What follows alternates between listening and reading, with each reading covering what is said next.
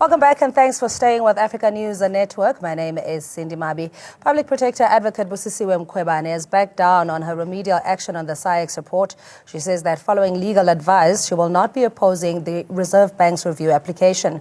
Despite withdrawing her legal action, Advocate Mkhwebane still stands by her remedial action on the Reserve Bank mandate in theory. She says the South African Reserve Bank needs to care about social welfare instead of just focusing on a narrowly stated mandate. Mkhwebane adds that if left unchanged or reviewed, this narrow-stated mandate could continue to enable decisions to be taken that prejudice the socio-economic interests of ordinary South Africans. The Speaker of Parliament, the Parliament, as well as the legal advisor of Parliament are missing the plot. I don't think they have applied their minds properly to the Public Protector's report. I don't think those who advise the Speaker of Parliament, they've applied their mind properly, or the Speaker is not listening, because, people are excited about this report and recommendations of the Public Protector to say she is looking forward, or the Office of the Public Protector, to change the legislation in the country regarding the South African Reserve Bank. The Public Protector is right. When there is no action taken, if we go back to say, when did the SAIX report come out? It's months now. And there is no mention of what the remedial, there's no mention of what the remedial action is going to be. So the Public Protector has done what she's mandated to do. She's within her mandate. Parliamentary process, we must recognize and remember, is two processes. It's one, a legislative process, and two, a political process. The political process is one that we test by the ballot, right? The legislative process is one that we test in various institutions within this country. We test the we test the legislature using the judiciary, and if the judiciary finds that the legislature is inefficient, it recommends that you ought to make some change to it to fix it, right? This is why when the constitutional courts makes a landmark ruling, sometimes that ruling has to go to Parliament so that Parliament can fix the legislature thereof. And joining us in studio, Mosiri Tsiane from the South African Liberty Foundation, Tsepo Khadima, a political analyst, and Adil Nchabeleng, Transform RSA president. And you at home, you're welcome to join us on social media. Good evening, gentlemen. I hope you're all well. Beginning of a new week, and already it seems that the Public Protector has a bit of a headache on her side. But she's not giving up on the remedial recommendations of extending the mandate of the Reserve Bank. What does it all mean legally, though, that she's not opposing the review process?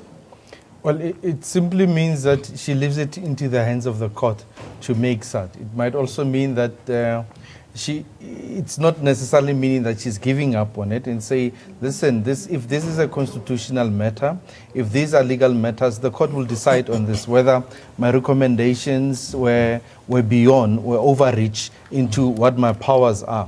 So thus, I leave it into the hands of the court to decide on that point of limine, one can say it. That the point in issue, or the point in limine in question, is whether did I make recommendations that are overreaching into Parliament? Did I make recommendation that seems to say that my responsibilities are up to this far and they shouldn't have gone that far? The only overreach that we know of is that of the previous Public Protector, Thuli Madonsela, where she made recommendation to the President at that moment. He says, no, you are not the one who's supposed to can appoint an investigation into this matter, rather the Chief Justice. That is an overreach that one can talk about. But the difference in approach, though, in how this played out in Parliament with MPs objecting to the remedial action without necessarily ventilating why in the first place we needed a broader mandate for the Reserve Bank, as is done in China, the US and the UK. Yeah, I think, look, the process itself is quite encouraging to see that we have a democracy at work right now, where, the institutions of government, from the legislative, from the judiciary, as well as from the executive, are now actually applying themselves.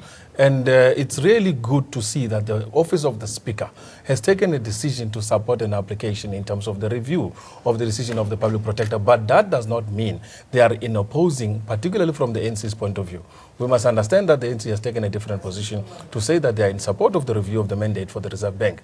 But now the Speaker, because the Speaker looks after all the other political parties and the interests of everyone within the Parliament, and has taken the decision to actually support the application. But with regards to the support of the application, it is important that this process be vented out legally and within the judiciary process, so that it is not left to a willy-nilly approach. Because at the end of the day, we will be told that it is just the public protector's opinion and nothing was actually taken through the judiciary process. So the process is still going to unfold, but from a Transform RSA point of view, we are very supportive of the approach to say that let all the judiciary processes take process, let all the other legislative process, but at the end of the day, the Reserve Bank mandate needs to be re-looked at. Yeah, let's look at the remedial action for the benefit of our viewers who may not have had more intricate details around it. The fact that it stands, should it be amended, or at least the constitution of the Reserve Bank be amended, it will then also cater for a broader populace as opposed to just currency stability and appeasing investors, as it were. Yeah, I think CDB, I would just like to go back a little bit in that last year, April 2016, the Constitutional Court had by far the most far-reaching order that it made in the Nkandla matter, as far as the public protector is concerned, and that the status of the public protector has actually been elevated to that of a judicial status. Therefore, that being the case, it means that now the public protector is capable of issuing a writ of mandamus. And a writ of mandamus is simply an order by a court to an organ of state to do its duties as it's supposed to. So if we look at this specific report by the public protector and the ensuing remedial action, it can only really this be read to be a writ of mandamus. And for me, it is amazing that none of the contesting applicants in this matter, being the Parliament or the Speaker of the National Assembly, the National Treasury, as well as the Reserve Bank, in fact, have not even contested the powers of the public protector to issue a mandamus. Now, if that is not what is being contested, it is therefore not surprising that when you read for example, the affidavit deposed by the Speaker of the National Assembly, it's a bizarre affidavit, if I can maybe put it that way, in that she, on the one hand, saying as far as that National Treasury as well as the South African Reserve Bank failed in their duty to recover the monies that are due and payable from ABSA and Bancorp. So she's saying, I am not contesting that remedial action or that finding, but nor am I saying that it is correct. Well, that's one thing. But on the issue of saying to the order or the remedial action as so given by the public protector will then broaden the scope but nullify the primary mandate of that of protecting the currency, the Speaker of the National Assembly unfortunately has failed to adduce reasons as to, well, to protect the currency against what? Because that, by the way, if we look at when the Constitution of the Republic was passed, geopolitically, the world has changed. The world is a different place. Therefore, it cannot be incorrect that for a judicial organ such as the public protector can actually make a finding under our Constitution that this Parliament should have done the job that ordinarily it was supposed to do. So the question that hasn't been answered rather by the National Assembly and all other parties, that why have they failed to actually do that in ordinarily they should have done? And what the public protector is asking them to do is simply to do their job as so empowered in terms of the Constitution, and hence they are not able to substantiate grounds on why they are alleging that the public protector has had the effect of an overreach or encroached in their powers, because she hasn't. As I say, if you read it to be mandamus, therefore, I can't see how they will be able to succeed in court, but obviously, we wait and see. Yeah, but I mean, in her response to our press statement today, Advocate Mkhwebane explains that what is happening, there are case studies, best practice or benchmarks that are used in other countries where the mandate of the Reserve Bank or the central bank is beyond just the currency stability and what investors may dictate. Why this blanket protection that we have of the federal bank in this country? The history of the Reserve Bank across various countries, for instance, in the US it's called the Federal Reserve System. In South Africa, we call it the South African Reserve Bank, which is a very interesting case because in South Africa, like any other country, it was actually established by an act of government. So why would you as a government have a Federal Reserve System, a reserve bank that does not account to the country of its origin, does not actually literally look at the interests and needs of its people? For instance, what the public protector said in terms of targeting issues such as employment, ensuring that there's a socio-economic development and growth within the country, it's what is within actually the mandate of South African Reserve Bank. But what the Reserve Bank is not doing is literally articulating now a pathway process to that effect. The section 223 to 225 of the Constitution speaks very clearly as to what the Reserve Bank should do, even though in the Constitution it's narrowly defined. It says very clearly that it should be inflation targeting and it should actually look at the issue of the currency as well as the money supply in the economy. But taking it that further, we are beyond inflation and money supply. It has to be taken further to look at the socio-economic conditions and improving of lives of ordinary people and making sure that there is enough money in the economy and the currency. And that is what is not actually looked at. Everybody is reacting over the public protector's recommendation, but people are not looking at the imperative as to why we have to amend the law as well as the constitution around the the Reserve Bank. And I mean, it makes sense when you think about the imperatives of this country, the skewed economy, inequality, unemployment, etc., that all organs of state need to speak to that particular need of addressing issues not only of injustice but progressing the country further. Why then would fellow parliamentarians or even society in general not see the necessity of having an addendum or an extension of the mandate of the Reserve Bank, Masir? I think we've got to acknowledge that in the response of the Speaker of Parliament, she acknowledges that part she will not entertain it in court. That's not what they are opposing, rather. But instead, it's an overreach issue. That's what they are opposing. Say, listen, you're encroaching upon a mandate that you ought not to. But when it comes to this other aspect, I believe in that affidavit, at times we react to an overall statement or rather an overall occurrence of events as if it's all inclusive. But when you go deep down into the legal factors, in this particular aspect that the Speaker herself is not in any way disputing this fact. And this fact is something that you cannot run away from. This one you've got to address. And I think at a later stage when an order is given, then we would know that indeed when it comes to the mandate of the Reserve Bank, it's got to go beyond what it is at current level. But it also has to mean that we've got to look into our constitution in order to amend that mandate. Yeah, but the constitution on its own, it requires at least a majority vote. Two-thirds, yes. Two-thirds in parliament to do so. They don't seem to have that appetite. So what weight does this particular case have now going forward, especially in the interest of reforming policy to benefit the greater populace? Let's not even go back to the voting of the public protector's actual remedial action.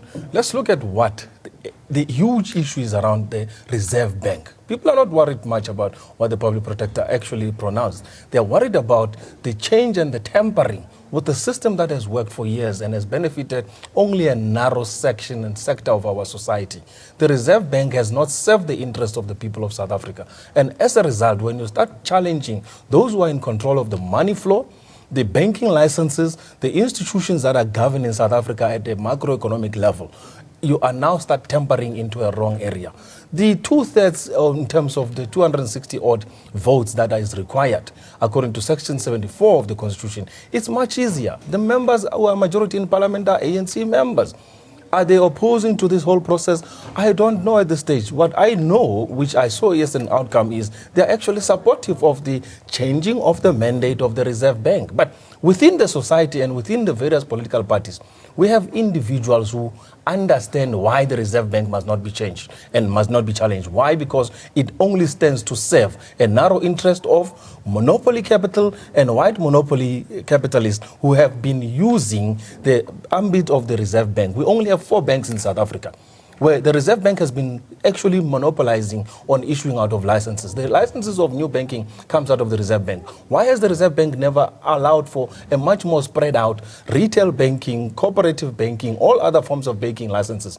To get a license in South Africa, you have to wait for almost 10 years if you have the time. Some people have waited for 30 years, they've never been offered a license. So we have an institution that needs to be amended and has to look at into the interest of the socio-economic transformation of South Africa. At this rate, the Reserve Bank is not fulfilling its mandate. Inflation targeting as well as looking at currency supply does not help much if you have an economy that is stagnant. But does she have the necessary support, Mr. Khadima, in this cause, a call rather, to amend the Reserve Bank's constitution? I think it's more out of necessity. If I'm looking at both the Reserve Bank, the Minister of Finance, the Speaker of the National Assembly, none of them have actually been able to adduce sufficient grounds to prove that the expanded mandate of the South African Reserve Bank constitutionally would itself therefore nullify the currency protection mechanism that is currently there. If anything, it's a broadening. So there is nothing that says you therefore, when you now broaden this mandate, you must forego currency protection. That is not what the public protector, by the way, has suggested or has ordered that actually that is the appropriate remedial action. And we have to bear in mind that this remedial action is following an investigation. So the Speaker of the National Assembly says, you know, the amendment of the Constitution seems to be the public protector's predilection, simply meaning her own fondness or own personal preference that this should be.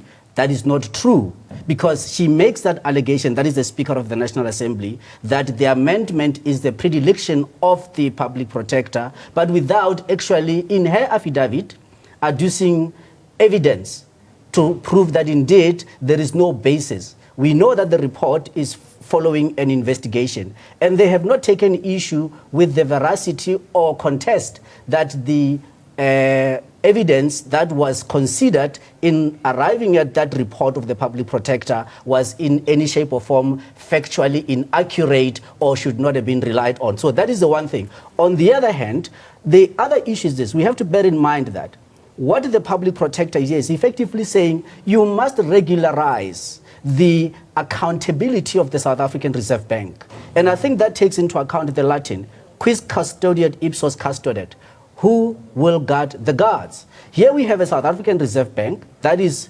independent, that consults with the Minister of Finance, a member of cabinet responsible for finance.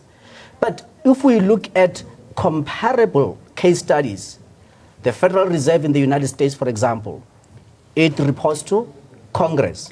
But on the other hand, even the South African Reserve Bank governor has not said, well, what tools actually are they employing to protect the currency? Because if they were to hold cause that they are protecting the currency and share with us what tools they are using to protect the currency, we would find that they are woefully inadequate, those tools that they are employing to protect the currency. And hence our currency is one of the most volatile, by the way. If indeed they were effective in protecting the currency, we would not have the volatility of our currency. It moves up and down like a yo-yo, and hence we do not have any long-term commitment to investment for one simple reason. If primarily you are looking at your trade settlements being done in one currency of preference being the US dollar, and having the volatility that we have, nobody can take a long-term investment because you just don't know. You can't crystal ball what 3 years from now would look like when you're now taking delivery of that. And we've seen that even with the, for example, South African Airways having to acquire aircraft in US dollars without even knowing, well, where will the US dollar be when they take delivery? So that volatility is the enemy of this economy for it from growing. And it is one of those things that the Reserve Bank has never been able to actually assure us that the work that they are doing is adequate. So therefore, an amendment and the broadening of their mandate is important, but also in terms of accountability, who they account to, because at the moment, they are a law unto themselves, and that unfortunately has created a backdoor whereby the decisions of the Reserve Bank can be manipulated. We can therefore be able to conclude that there is cases whereby the Reserve Bank governor is not acting independently, is actually acting under the influence of masked men behind the curtain. And that cannot be a situation that is allowed. We need transparency. That is what our constitution so demands. And therefore to be accountable to Parliament. That couldn't be able to, I mean, I think there isn't a better tool than that to bring into focus the issue of transparency of the decisions, the mechanisms of the South African Reserve Bank. But the broadening of the mandate, I can't see how anybody can say, take umbrage with that, because there is absolutely no basis they've been able to adduce. So what we're sitting with here, we are sitting with, once again, people who, there's dereliction of duty on both the Minister of Finance as well as on the National Assembly Speaker. And on the other hand, we have a Reserve Bank that wants to continue to be a law unto itself. Can South Africans afford that? The answer is no. We've already been feeling the pain where the Reserve Bank has failed in its primary mandate that it seeks to protect, or protecting the currency. It is failing. Yeah, but I mean, we agree that the autonomy of the Reserve Bank is something that needs to be investigated and see how best South Africans can benefit, and the majority are still disenfranchised from an extended mandate. But the success, of course, of any other changes or reform being made rests on the court processes, it rests whether Parliament will change the Constitution. What does it mean, though, for the Public Protector's Office? Worst case scenario, should this matter be set aside or even reversed? Look, maybe I can come in, sorry. When the status of the Public Protector effectively changed as a result of the Nkandla matter in the Constitutional Court, amongst other things, it then required that the Office of the Public Protector, whenever they are writing their reports, those reports have to be drafted in such a manner as would be a court order or a court judgment. Because remember this, if you take a court order or a judgment on appeal, the judge who gave that doesn't go and plead before the appeal court and say, no, actually I was right, I was justified. You go and by reading the judgment itself, in which case would be the report, you are able to come to a conclusion on whether or not the law was applied appropriately and adequately. And therefore, I think where we are sitting now is that the Public Protector's reports should be judicially drafted to ensure that whenever they are taken on review, it negates the need for the Public Protector to have to go and defend herself before the court, but that the report itself can stand on its own 2 feet. It does not need to be defended. And if it is found wanting on matters of law, of course it will be set aside, as would be any court judgment that on appeal can be set aside. Cindy, just to add on this whole issue, why are people questioning the Public Protector's report? We've had Tulima Donsela, who, whatever report she tabled, everybody praised it. Now you have a different Public Protector who has just come into operation. And suddenly, the entire country, because she has made certain pronouncements and certain recommendations, which constitutionally we know that actually recommendations are binding. And that is why they cannot do anything but actually take it on revision. So why is this report questioned? You have an institution that is sitting at the crux of our socio-economic problems, that is sitting at the crux of our development issues. We are a developmental state which operates on world-class, highly regulated developmental machinery and regulation. So the Public Protector was actually extremely wise. If you ask me why, she looked at the issue of what happened in terms of the 26 billion which was stolen from the Reserve Bank, and out of that deduced that actually there were certain misadministrations and misappropriation of state-based funds which the Reserve Bank at that time should have been responsible. There was gold only. There was gold as well which was stolen out of Reserve Bank. There was money, 26 billion, which is accounted for. 5 companies which were involved in it. ABSA was not the only one. Bangkok was not the only one that benefited. There were more other 5 companies. There is currency volatility in South Africa whereby every day you don't know where the South African currency is going to be sitting. So if you're a trader, you're a person who's involved in buying and selling of goods, and you're importing most of those services, you're going to be a problem. And not only that, we're an economy that is dependent primarily on the importation of goods. 50% of our imports are actually coming in for goods and services that we actually enjoy in South Africa. So the Reserve Bank has to be amended in terms of its narrowed scope at this stage. So the Public Protector is wise, and based on the looting and stealing that happened in terms of the Reserve Bank, she made that recommendation to say, expand this thing and make sure that the things of the past don't happen again. I mean, but we've been sold that our macroeconomic financial policy framework is par excellence and second to none in the world. It meets all these international obligations and requirements that we are stable, we are looked at as a preferred destination for investment. And all of these, the jargon that you often hear from one finance minister after another, and yet we haven't seen material change. As you were saying, developmental, and it should impact on the majority of people. It actually works for highly established, geared up companies with massive amount of lawyers, massive amount of accountants behind them, massive amount of forensic and chartered accountants that are protecting the state from its growth in terms of being now an inclusive economy, being a transformed economy whereby everybody can participate. Only a few companies enjoy those particular benefits. Yes, we have one of the best accounting standards in the world as South Africa, but that accounting has not benefited the ordinary man on the street. South Africa's population is still poor in comparison to all of this regulatory framework that we enjoy as being the best in XYZ, but it does not deliver socio-economic transformation. It does not deliver radical economic transformation on the ground. It has not taken the poor black people out of poverty that they currently endure. What is the problem? It is the same Reserve Bank that has made it impossible. At one point, we had over 100 banking accounts and banking institutions, which were licensed banks. Today, we are left with about, 5 top banks, and then the others are just simple mutual banks and other things, which means our economy has shrunk in terms of its capability to serve the ordinary man. Yeah, very briefly as we close, in terms of the opportunity to reform and in light of economic transformation, Tsepo, is that opportunity lost or potentially could it be threatened? Well, that opportunity is threatened, but we have no choice. In fact, it is regrettable, it's lamentable that the African National Congress Economic Transformation Committee failed to be able to adequately deal with this matter, specifically on macroeconomic policy. Our macroeconomic policy is a failed macroeconomic policy, and that there is nobody who can be able to adduce evidence that it is a success. It is a failed macroeconomic policy. The South African Reserve Bank is one of the elements, of the pillars within a macroeconomic policy of a country. Therefore, it is for that reason that we are saying even the South African Reserve Bank itself has not served the people of this country. Its macroeconomic policy as an instrument of macroeconomic policy, unfortunately, it is within the cocktail of those failures. And unless we change this, we are in a toxic environment that is going to kill us economically. All right, we're going to leave it there, gentlemen. As always, much appreciated for your insight. Every day is an education for me on the set. But thanks indeed. Mosiri Tsiane is from the South African Liberty Foundation. Tsepo Khadima, political analyst. Adil Nchabeleng, Transform RSA president. And thanks for you at home for watching. We're back after this quick short break.